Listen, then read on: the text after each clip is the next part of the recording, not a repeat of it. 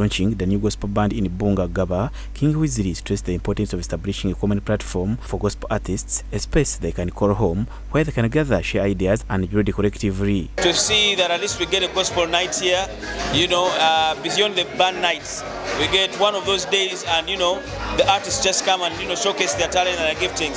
So that puts us in a space where we get to see new, fresh talent, upcoming artists, underdog stories, and of course the mainstream artists as well, to actually come and show us the gifting. So this becomes a very amazing platform to even us interact with our fans. The event, which was filled with uplifting music and spiritual inspiration, served not only as the band's launch, but also as a rallying cry for unity and progress within Uganda's gospel music community. Everything we do here is basically with that foundation of Christianity. So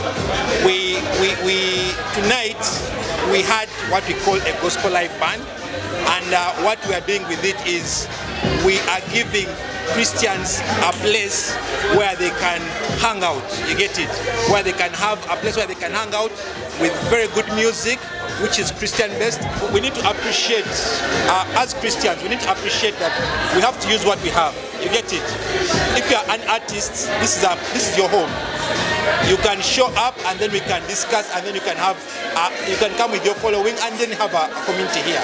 The Federation hopes that this new initiative will pave the way for greater collaboration, mentorship opportunities, and the overall strengthening of the gospel music industry in the country. So it's much easier that way when you have a home, when you have a sport, and you get to realize we don't have very many places in Kampala that would actually allow us to exercise our full authority and life in salvation. With the launch of the new band and a renewed commitment to unity and development, the Gospel Artists Federation is laying the foundation for a brighter future in the music ministry.